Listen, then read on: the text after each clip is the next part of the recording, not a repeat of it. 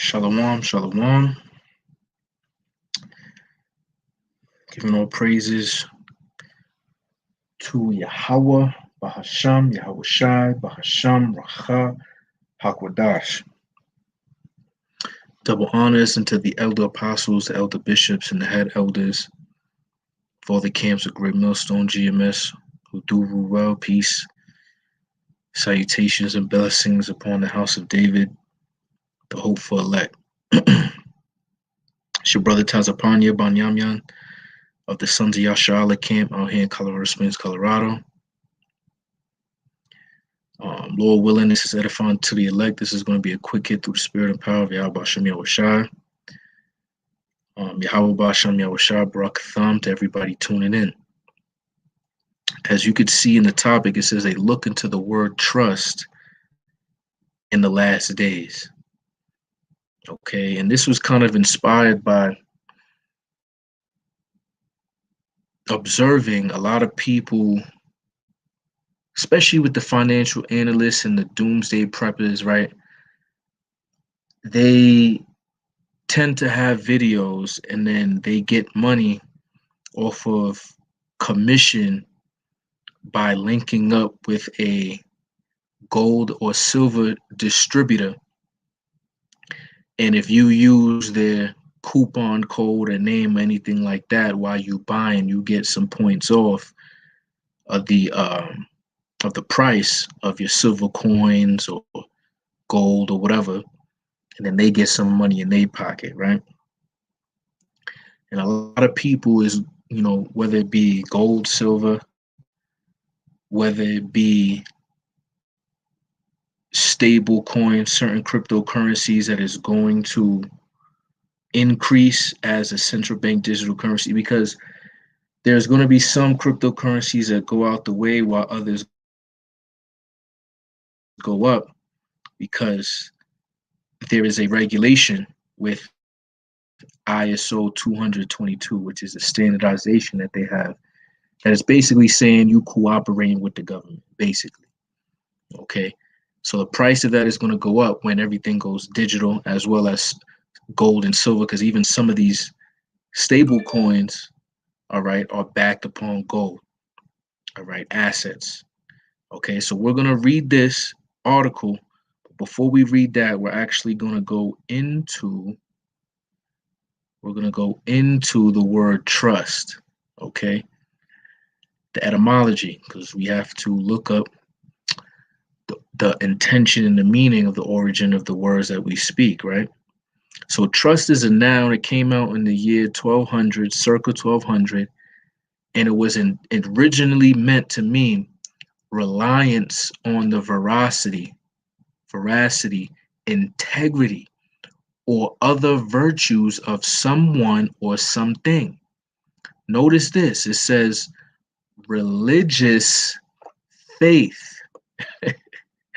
Religious faith. And the reason why I bring that up too is because when you trust something, you are having a faith that is almost religious like.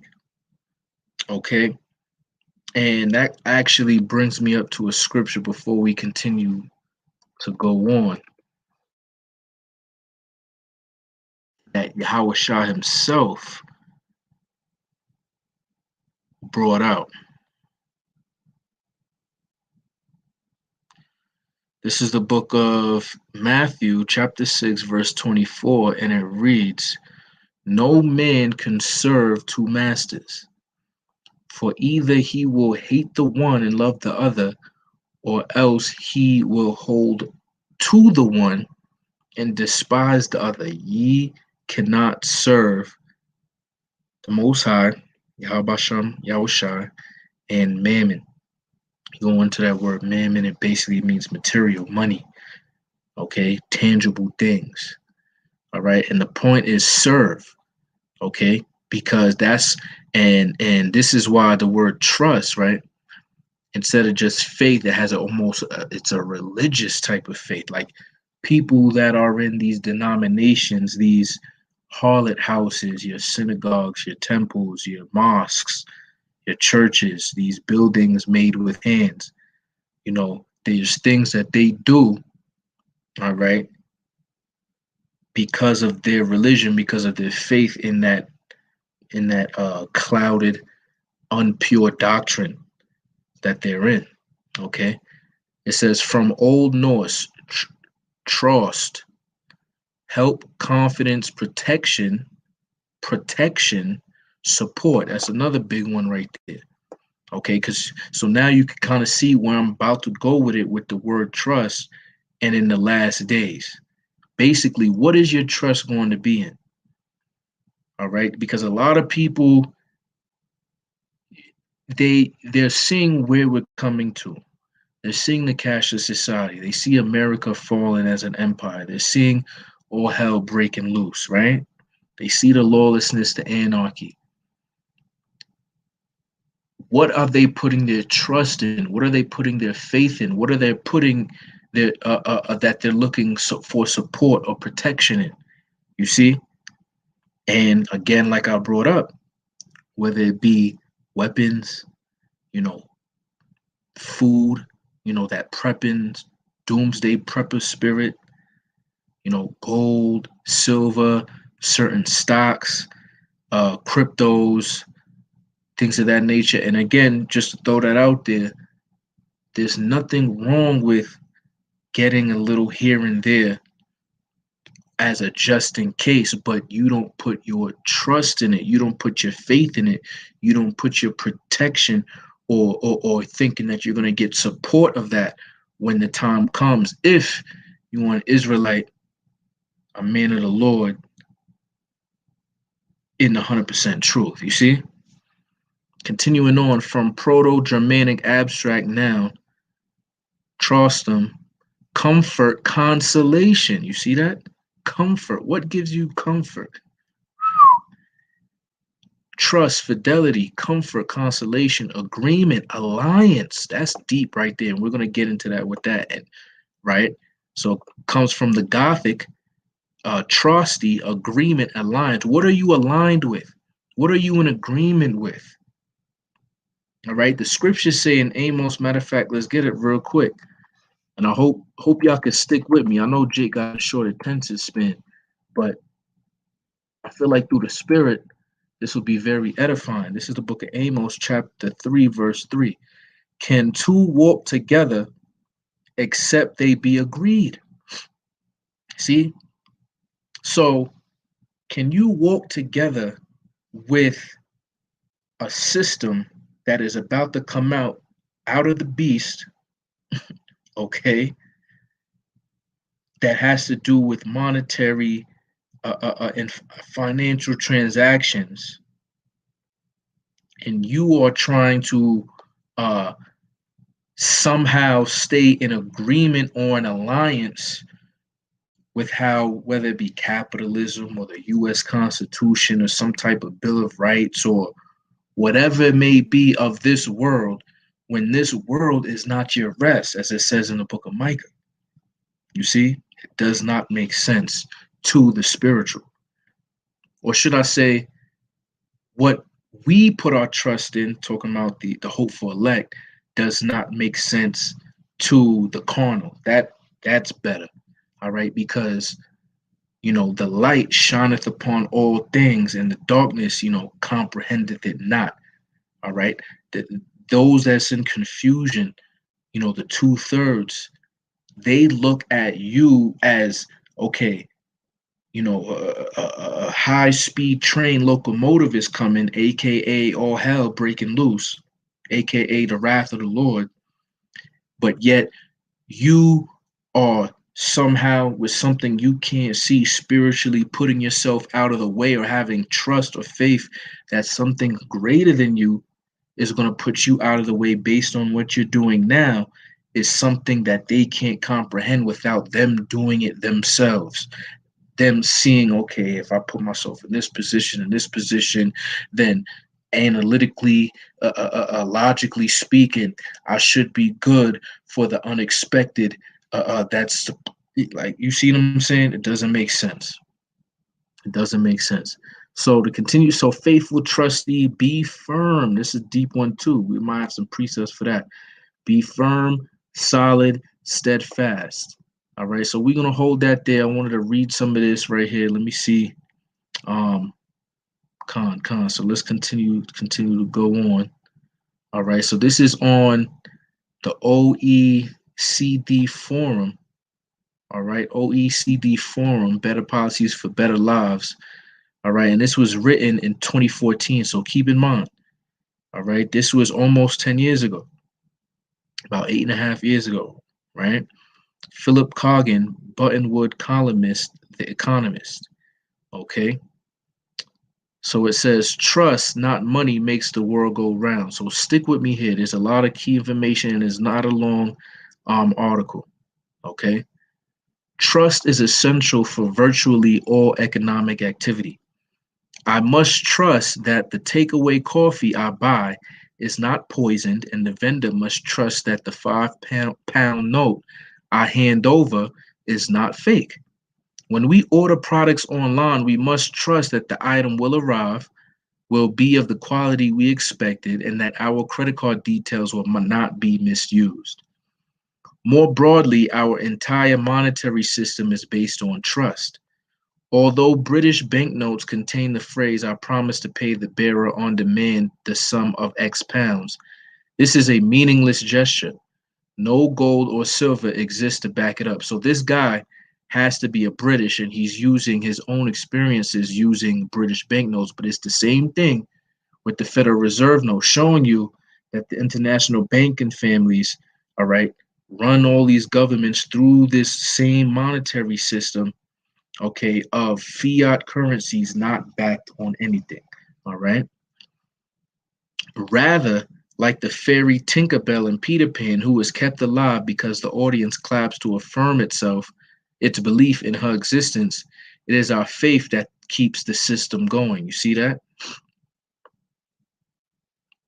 And that's kind of deep too, because it shows you the balance of the Most High through the right hand side and the left hand side, not as far as having faith in Yahweh is going to make his belief, keep him in existence, but the fact that on the left hand side, they want to sit in the seat of the Most High, right?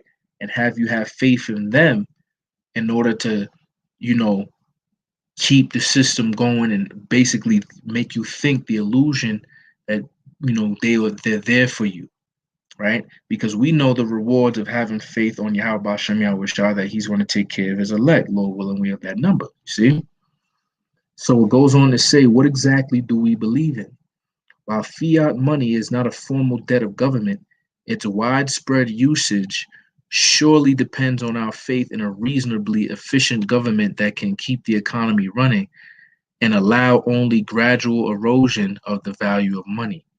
When that faith breaks down, as it did recently in Zimbabwe, now again, this was written in 2014, but if anybody's seen what happened in Zimbabwe, they were spending billion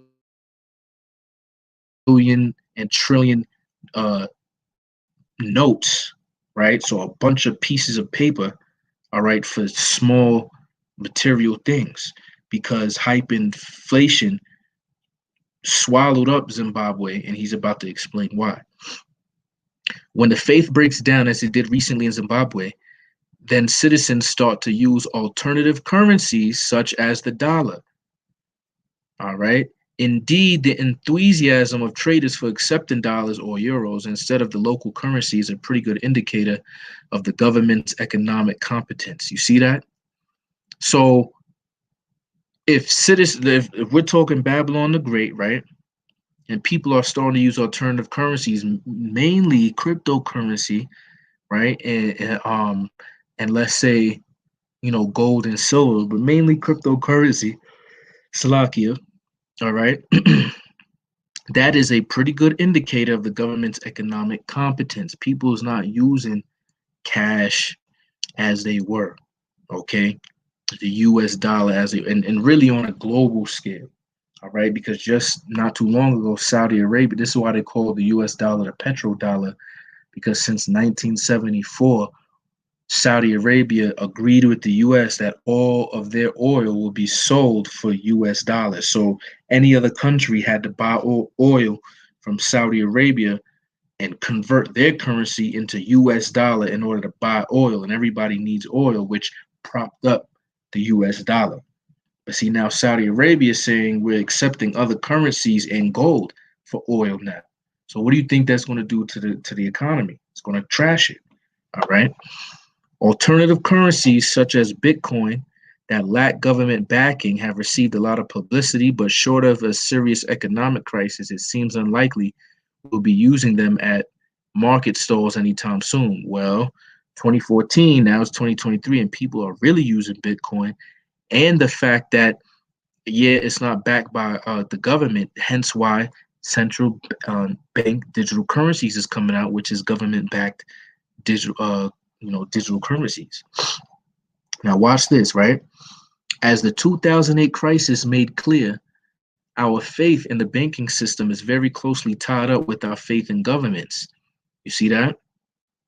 When the banking system struggles, government finances are sure to follow.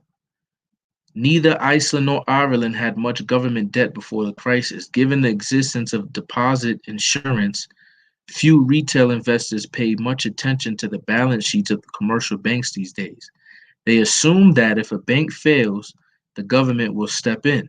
You see, while this may create moral hazard, the consequences of bailing in depositors have not been that encouraging as the Cyprus example had followed, right?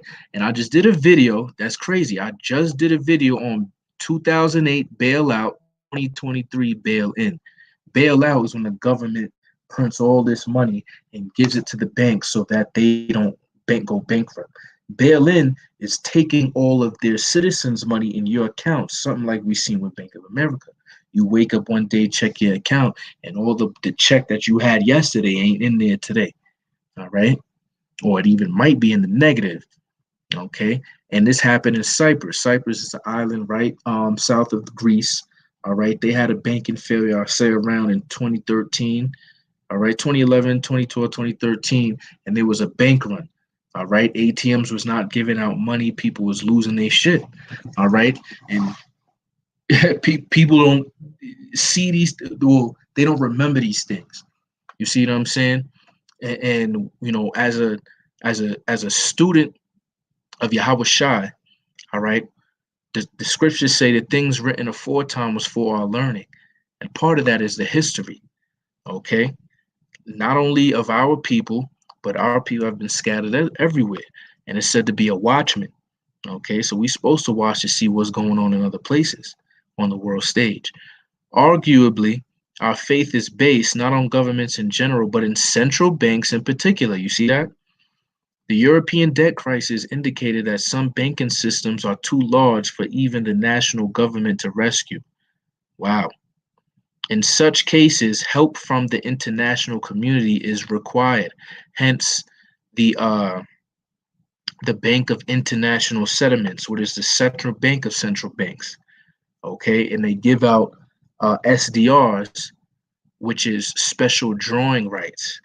All right, which is basically like another fiat currency that they just make out of thin air that is backed and created based on the ratio of the top 5 currencies in the world: the USD, the euro, the pound, the yen, and whatever Japan's is.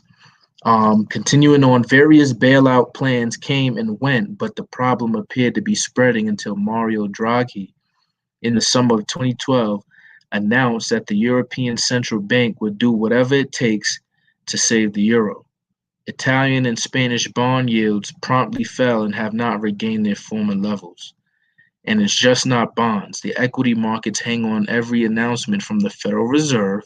They wobbled briefly when the Fed talked of tapering, reducing asset purchases last year. The 30% gain of the U.S. stock markets in 2013 was not really the result of rapid increase of profits. Excluding financials, earnings per share were up by 7.5%, but by the investors' willingness to butt shares in the face of low yields on bonds and cash. Central banks are the ultimate rich uncle. You see that?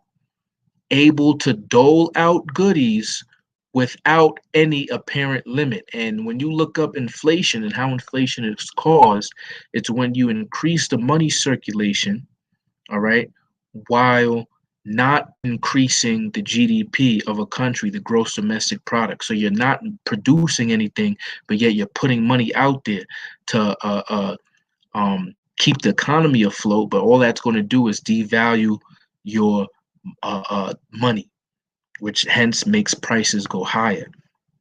Okay. When a central bank guarantees a loan or buys bonds to depress yields, quantitative easing, or QE for short, and that's what happened in 2008. Central banks was giving money, all right, to your local banks. Local banks was guaranteeing loans to regular people that they knew couldn't pay back a mortgage. That's the main one. And it created the housing crisis. Okay. And then when interest and everything went, that's why the banks couldn't pay off the debt that they owed. You see, there appears to be no immediate cost. There is a potential liability, of course. The guarantee might be required and the bonds might be sold at a loss. But economists still debate whether a central bank's balance sheet has any real significance. Would it matter if a huge hole appeared? Right, because they just said that they have the goodies without any apparent limit, which, as he's now showing, is based on your faith and trust in the government. You see? By the same token, the monetization of government debt used to be regarded as a deadly sin, and it is ruled out by the European Central Bank's charter. In history, it was the resort of desperate regimes such as the French revolutionaries after 1789 or the Confederates in the American Civil War. What government faced with a hostile electorate would ever raise taxes or balance its budget again if it could simply rely on the central bank to come up with the money? You see? So it's like, yo, we get in problems. You just ask the central bank, give us more money because they can print it out of thin air. All right. We got three more paragraphs, short paragraphs, and we're going to get the scriptures and close it out. The official line is that the quantitative easing is not monetization. The bonds will either eventually be sold or the central bank will hold the bonds until maturity and then not reinvest. But the quantitative easing programs have gone on longer than was originally thought, and there is no sign yet of them being reversed. As yet, of course, there has been no sign of the inflation that critics feared would result, largely because commercial banks have been shrinking their balance sheets while central banks have been expanding theirs. Broad money growth has been sluggish, especially in Europe. All right. And NATO and the EU is the beast. And you got people fighting with each other.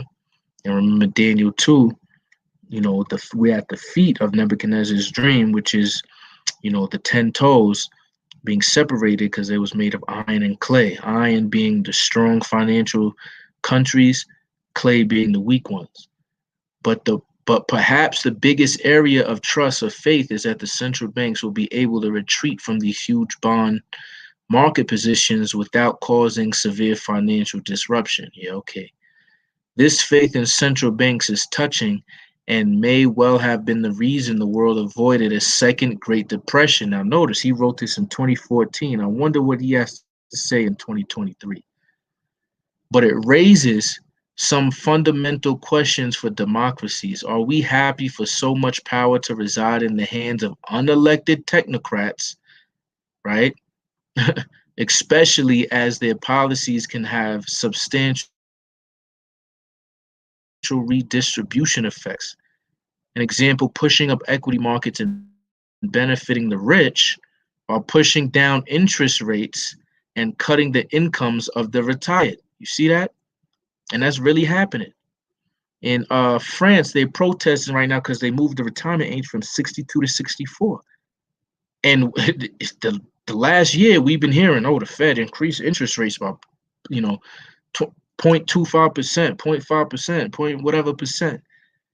If the central banks do get things wrong, who can we blame? Most importantly, if central banks do lose our trust, will this undermine the financial system completely? Right. Hence why the Great Reset is coming. Okay. It's coming and it ain't going to stop. All right. Now we're going to get some scriptures. All right. We're going to start in, let's see, Salakia.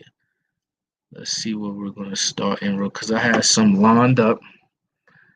Got some lined up, some good ones. Boom. Yeah, let's go to, let's get this on popping. Proverbs 11. And I'm going to balance it out because we're going to understand what the men of the Lord, how they thinking, the 1/3, the elect, and how these 2/3 is thinking. All right. You know the MOTB is coming. You know exactly what it is. You know this. You know that. You know the financial workings of things. But first and foremost, if you're not of the elect, ain't nothing you can do. But second, anything outside that you feel like this truth is not going to be protection. All right, because that's what trust means. All right, protection. What else is said? Let's go back to it real quick. So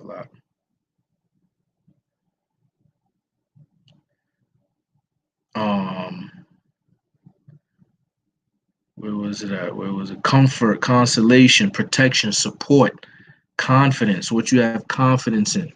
See? All right, so this is Proverbs 11. We're going to go to verse 4, and it reads, riches profit not in the day of wrath, but righteousness delivereth from death. You see?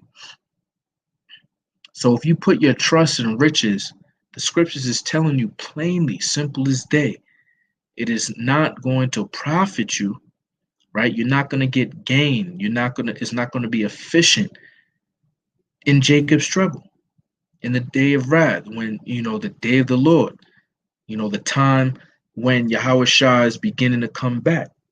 All right. But righteousness delivereth from death. All right. And that's really rehearsing the righteous acts through faith of Yahweh Shai. Right. We're going to go to the book of Nahum, chapter 1, verse 7. And it reads, Yahweh Bahasham Yahweh Shai is good, a stronghold in the day of trouble, and he knoweth them that trust in him. You see? So if you trust in anything else, he don't know you. It says he knoweth them that trust in him. Because Yahweh Bahasham Yahweh Shai is good. And he's a stronghold in the day of trouble. And notice that's also goes in conjunction with the name, because the name of the Lord is a strong tower, right? And the day of trouble is what? Jacob's trouble. You see, because the cashless society, the economy crashing, all of this is prophesied in the scriptures. You see? But your trust has to be in Yahweh B'Shem Yahweh Shai. Again, you're not wrong. We're gonna get a scripture for that too. You're not wrong for trying to, put a little bit of this here, a little bit of that here, know a little bit of skills here, this and that and the third. But your trust, your faith, your support, your confidence, your protection, all right, should not be in those things, man. We know what our trust should be in. It should be in Yahweh Bahasham Yahweh Shai. Let's look up that word trust in the Hebrew.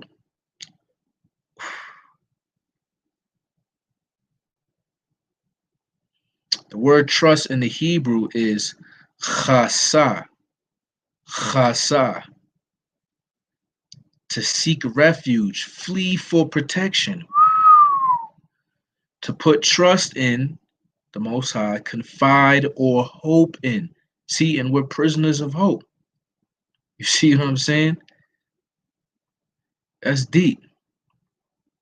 That's deep right there.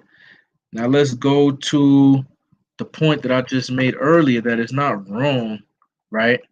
For getting a little bit of this, a little bit of that, but the scriptures tell you. This is Ecclesiastes chapter 7, verse 12. For wisdom is a defense, and money is a defense. See, so money is a defense as well. But it says, but the excellency. See, we want to excel. We don't want to be mediocre. We don't want to be lukewarm. The Most High said, if you're lukewarm, I shall spew thee out my mouth. All right. We don't want him to take the spirit away from us. It says, but the excellency of knowledge is that wisdom giveth life to them that have it. You see? And we want to live. We want eternal life. All right. So money don't give you life. Wisdom give you life, even though money and wisdom both can defend you from certain life problems. See, but wisdom is the excellency of it. All right. So if you have the knowledge of what's about to come, yo, shit about to hit the fan, son. How are you preparing? I had a shorty ask me that, and I was like, yo, honestly, this truth is my number one love. I'm all in. Chips is all in, right? And and really, if you're not of the elect, it ain't nothing you can do. And it's like a sombering, oh, okay, and move on. Like you feel like all, and it's crazy to me, son, because that lets you know the Most High not dealing with these women, bro. Okay, the Most High is dealing with men. He deprived, because look at Job. All hell broke loose on him individually, and he was a perfect man. If you a perfect man, right? Remember, it says when you marry a woman, I'm speculating here. I'm sure she was a virgin. He had kids with her. He got rich and all this. Remember, it says that you shall no longer be twain, right? Or two people, but you shall be, one flesh, joined together. So if he's perfect, you see what I'm saying? You would think that he chose had a mature choice of woman, right? But yet she cursed the Most High, because the ones with faith, you feel me? Not saying that there's not ones out there with it, but the Most High on the large scale is dealing with men. Unto you, O men, sons of men, do I call. You feel me? The flock of my pasture are men, as the scriptures say, on and on and on and on. So I'm just showing is that, that type of understanding that, if you tell somebody like, yo, have faith, man, the Most High is going to take care of who he's going to take care of. That's his will. And we'll see when that time comes. But until that time comes, we just got to give diligence to make our calling and election sure. But then people have the sad face, just like the boy, the man, the young man who went to Yahweh Shah. He did all the laws. But Yahweh Shah said, what? You want to be perfect? Sell all that thou hast. Look, money, right? Sell all that thou hast, man. Take away that defense. That's what the Yahweh Shah is saying. Now looking at it. Yahweh Shah is like, yo, take away that defense, take away all that money and come follow me. And he had much possessions and he walked away sad.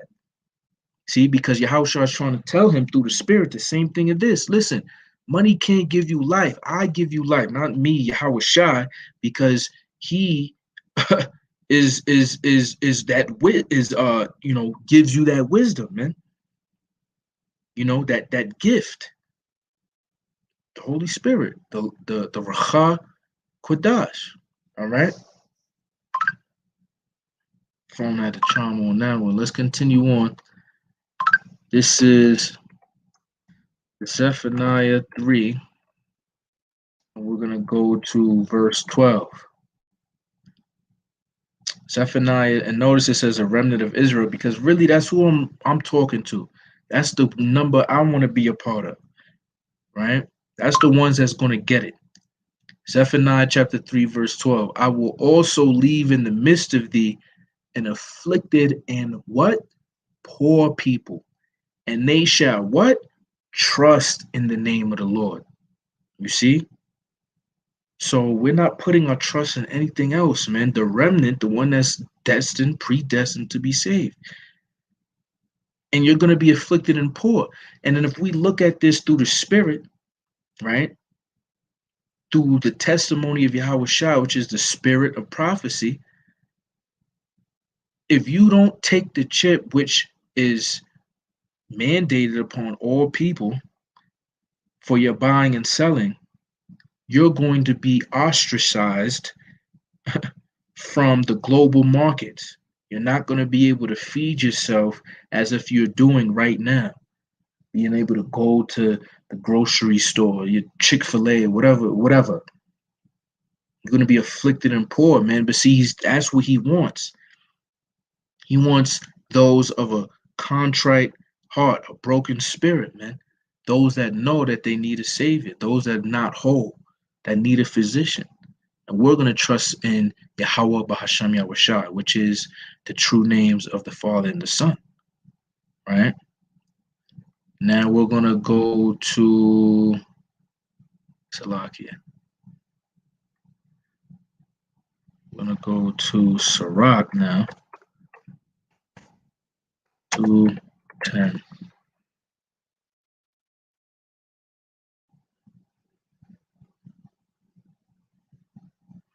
This is Ecclesiasticus chapter 2, verse 10.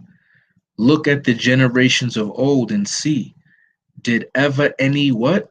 Trust in the Lord and was confounded? See, and that's what people not getting. Why? This is why Apostle Gabar says it all the time. You have to know the history to understand the mystery. And I say it roughly paraphrase all things that was written aforetime was written for our learning. You have to go into the generations of old. All right. For us, it's the whole book because we was born after, at least us in this body, right? The Old Testament and New Testament, right? But the more popular, should I say, generations of old was the patriarchs in the Old Testament. And you can see constantly, time and time again, they trusted in the Most High and was not confounded. So if you telling somebody, yo, listen, yeah, I know what's about to come down the pipe, but this is what I'm doing. And they can't understand that you're not going to be confounded because you're doing the exact right thing. They're of that, I got to see it to believe it. They got to, oh, yo, I got some land and I got, 5 gold bars and I've invested in silver and I got, this much of cryptocurrency in my account. And, I got this type of transportation. I got these type of batteries and this and that. And again, you're not going off, but those that is putting too much time and effort into that and not really into this truth, all right, they're not balanced. Okay, you're not balanced. And so it goes on to say, or did any abide in his fear and was forsaken, or whom did he ever despise that called upon him? You see? That's why, man, these scriptures is beautiful, man. You gotta love it. Gotta love it. Now we're gonna go to 1 Timothy 6.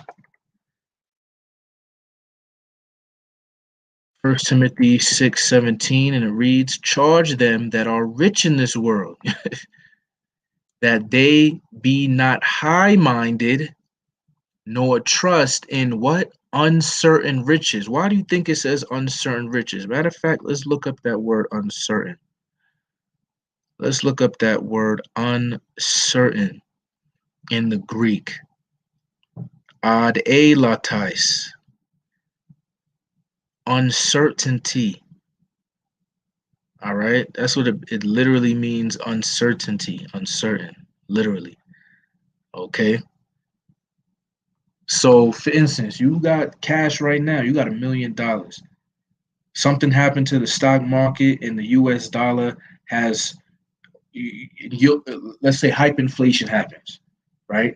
$1 million could be worth fucking $100, $100,000, $10,000, right? And you losing your shit because you like, damn, I can't. I got a big family. I got a lot of people take it. You feel me? It's uncertain. This shit is not stable because it's not backed on anything. Okay, that is the point that we trying to, Lord willing, is edifying that I'm making here. So those of us that's in this truth that might have a little bit more than the next man, they not catching as much hell financially as the next man. All right, you're supposed to charge them, right? That they be not high-minded and not to trust in that. Some brothers, living with their parents. Other brothers got a, could be in the truth and got a whole house or a condo and a car that is, under 100,000 miles and less than 10 years old, and have businesses and able to take care of this and take care of that, able to get a generator, able to buy an extra bag of rice here and there. There's certain brothers like that, which you don't necessarily, because if you in this truth, I'm sure that they understand their lot and how why they was given that to help, the ministry. All right, but this is in the scriptures.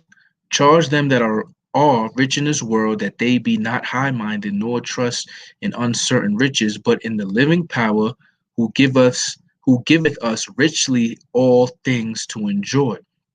Right, which is basically this wisdom. Because in Revelation it says, I know thy poverty, but thou art rich. All right. And remember, we just read in, what was that, Nahum, or was it Zephaniah, that he'll leave amongst us afflicted and poor, but they shall trust in the name of the Lord. All right. So yeah, even if you got money right now, you're not gonna have money when this thing goes online. The CBD season, they start mandating that chip, because if you have the elect, you're not going to take the chip. So how are you going to take care of yourself and everybody else? You're not. The Most High is going to take care of you. You see, and it's simple. You feel me? But it's really going to be tested. Everybody's going to be tested. Hence the hour of temptation. All right. I got like three more precepts, and then we're going to close it out. This is Proverbs 16 and 16, and it reads, how much better is it to get wisdom than gold, and to get understanding rather to be chosen than silver. So this is a proverb, man. All right, written by one of the second wisest man alive, Solomon. It's really, Yahweh Shah, if you can receive it. All right, in his past life. All right. And through all wisdom, he understood that it's much better, not just better, much better to get wisdom than gold, much better to get understanding than silver. Okay. So yeah, you might increase your gold, increase your silver, increase your cash flow. You feel me? Thumbing through a check, running through them ends. All right. But this truth, that in your leisure time, reading the scriptures, praying, fasting, giving charity amongst the brotherhood, and that's talking to men, and then to you women. You see what I'm saying? Making sure you rehearsing the righteous acts to your best ability, acknowledging and keeping the high holy days, right? Setting yourself apart from these modern feminist women in the world, obeying your husband as if you're obeying the Lord. And if you don't got a husband, praying without ceasing, as the scriptures say, for a man of the Lord, that you can be in full submission to show your faith to the Most High based on how you treat that man. You see, that's wise. That's what a wise woman would do, knowing that, well, all hell's about to break loose. It's about to be anarchy in the streets. People going to be killing each other. Women is going to get raped. Kids is going to be killed. People's going to be cannibals. You feel me? You can't use cash. Everything's gonna go digital. They're gonna make you take the chip. If you don't take it, they're gonna cut off your head. I mean, you would rather go through some of them situations, and there's plenty more, you feel me, than to just do what your man say. I don't know, but yeah, we under the curses, man, and we trying to get under the elect trying to get under out of these curses, man. We giving diligence to make our calling and election sure. We want to be changed. We want new bodies. I want a new body. No matter how much you elevate, even though you're not, it don't make sense not to try, right? But you elevate your physical, your mental, your spiritual, but it still is like you come short. But that always keeps a goal in front of you. That, you know what I'm saying? There's something to reach. All right, so this is the book of Isaiah, chapter 30, verse 3. And it reads, "Therefore shall the strength of Pharaoh be your shame, and the trust in the shadow of Egypt your confusion." You see? So this is why trust is big, because remember, it means faith. If you trust in the shadow of Egypt, meaning you having a religious faith to Egypt. We know Egypt to be America according to Revelation chapter 11. Okay? And it's going to be a confusion because you're going to be brought to shame thinking that you're going to trust in what these politicians, Pharaoh says to you, what America, society is saying, and you're going to be like, yo, I thought we were supposed to transfer all our money to CBDCs and all of that. And yo, I thought we were supposed to take the jab and, blah, blah, blah, blah, blah, blah. And then you're going to be confused when it comes to bite you in your ass, and you die from the venom. All right. This is going to be the last precept, and then I'm going to close it out. Last precept, and I'm going to close it out. This is Ezekiel chapter 7, verse 19. All right. Now, just to look, punishment for wickedness foretold. You see? So it was prophesied. For means before, and it was told before. And the punishment that is going to happen for the wickedness of the people. All right. And it was really talking about the people in the land of Israel. Okay. Based on the wickedness that we did back then. Right. But we can use this for now because, Israel is a people, or Jerusalem, should I say, is a people before it was a place.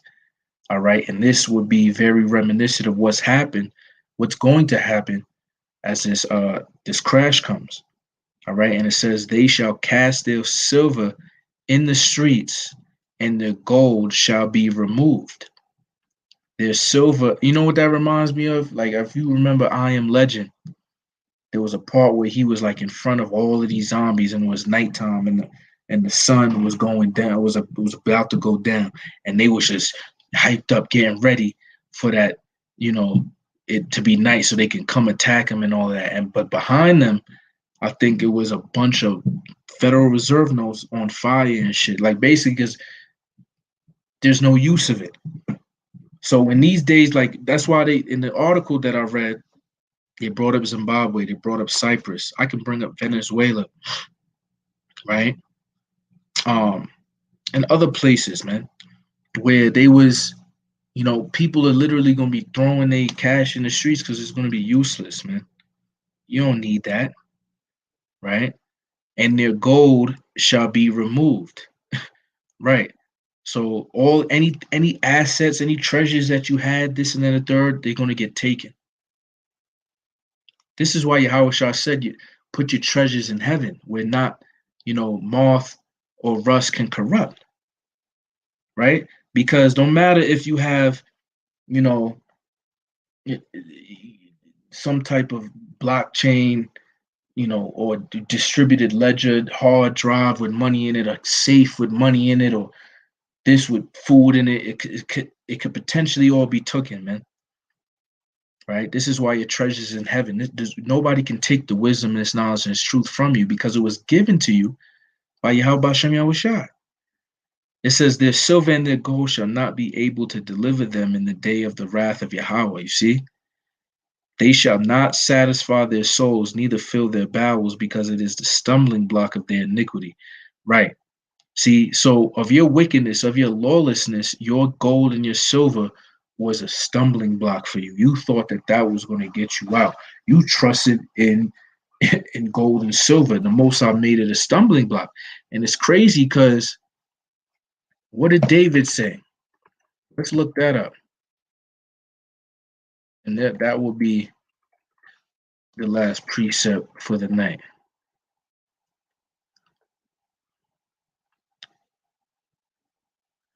Yep, Romans 11. I was going to go to Romans 11, but I wanted another one, but we'll do that one. This is Romans 11, chapter 11, verse 8. According as it is written, Yahweh hath given them the spirit of slumber, eyes that they should not see, and ears that they should not hear unto this day. And David saith, let their table be made a snare and a trap and a stumbling block and a recompense unto them. Let their eyes be darkened that they may not see and bow down their back always. You see? So even David, a man who was after the will, the heart, sought after the heart of the Most High, man. All right. He wanted these wicked Jake, all right, to have a stumbling block. And we just read that the stumbling block of their wickedness was going to be their gold and silver in Ezekiel. All right. So through the spirit, 2/3 of our people, they stumbling block is going to be attached to this mammon, this money, this gold and silver, because they're going to take the chip, man. Can't you see it? Oh, my kids is crying. They hungry. I'm going to feed them. You feel me? Because Jake bug out when they stomach start growling.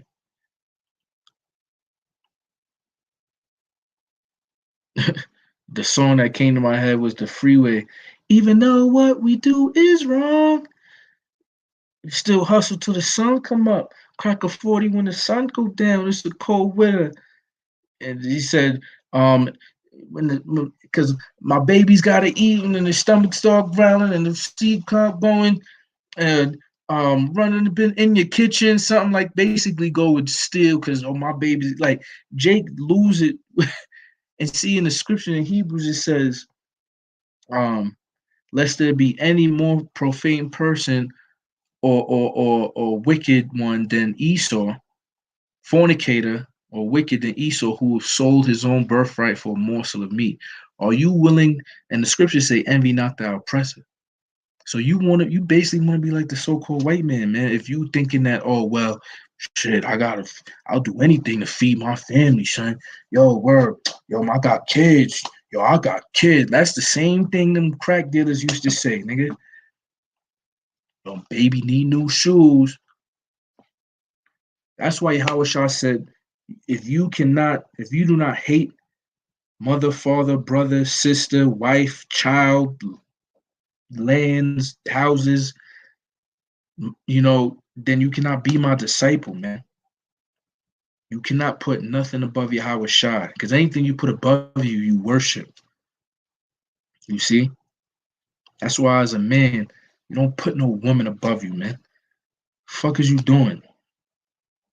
Worshiping a woman when you above her. You feel me? Or you women. Oh, my child, my child.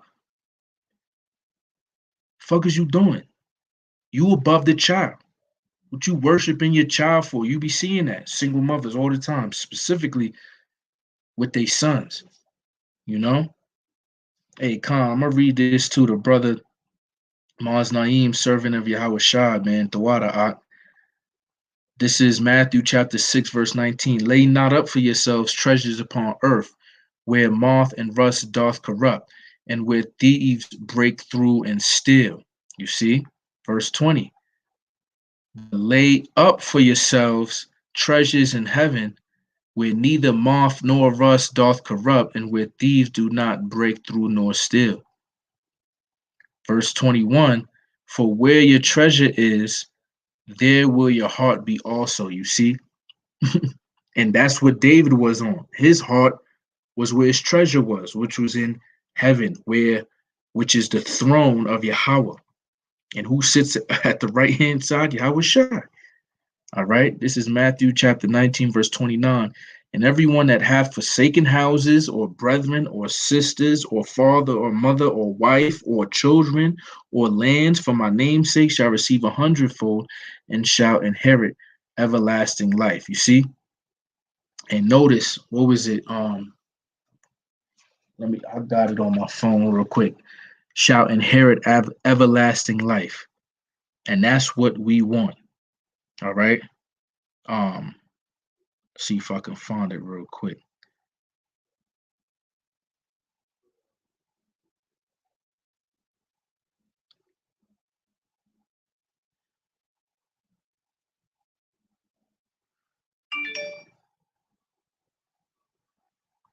Right. Ecclesiastes 7 and 12, for wisdom is a defense and money is a defense, but the excellency of knowledge is that wisdom giveth life to them that have it. You see? So it's a wise thing, all right, if it comes, which is really gonna come like that. You feel me? Where you're gonna have to forsake houses, you know, brethren, sisters, father, mother, son, of course, those that's not in the truth in order to get the ultimate prize, man. Because there's an order to things. So that's why I said what I said before. What is you doing if you putting something above you, which means you're worshiping it, if you above that? This is why Yahweh Shah said, I worship the Father. There's no one good but the Father, because he worshiped Yahweh. This is why Yahweh Shai is above us, because we worship Yahweh Shai. And yes, you women supposed to be worshiping your man, and these children is supposed to, how they say down south, they say it all the time. You supposed to whip the fear of God into them. Where they, yes, mama, yes, you know, yes, man. You feel me? They supposed to look up to you at shit. At least I did. And then I realized, she was human. You feel me? But the first, I want to say the first scripture that gave a promise, all right, was honor thy father and thy mother so that the days of thy life may be long, right? You see? So, hey, man, what are you putting your trust in? What are you putting your trust in? All right. That's why, going into what was it, Isaiah 4:1, um, in Isaiah, what is that, 32 or 33? A man shall be more precious um than gold, roughly paraphrasing. This ain't just any man, these are men of the Lord. You see? So there's an order to things, and we have to understand that's what we're gonna sow. You think if we out here in Jacob's trouble, or a child is not supposed to trust you. You see it all the time in them last days movies and all of that. And the child is scared. Zombies running around, and the mother's like, listen, trust me. I'm not gonna let nothing happen to you. If you don't trust your mother, you're gonna lose your shit, right? The child eventually is like, this is my mother. She wants the best for me. You feel me? I'm a trust. And then the same thing could be for the woman. A woman like, oh my God, niggas is dying. And then the man completely composed. Isaiah 33 and 6, wisdom and knowledge should be the stability of our times. And he's like, yo, listen, we're not going to make it out of here if you don't calm your shit. Trust me. If you listen to what I say and accept my leadership, we're going to make it out of here. And then eventually she calmed down, and she's like, all right, I'm following behind you. That's exactly what we doing to Yahweh Shai. We've humbled ourselves through the spirit. Like, yo, whatever you say, we do, man. All right. So I'm gonna leave it like that. Lord willing, that was edifying to elect a Baba Bull, Kwame Asherah, Shalom. Till the next time.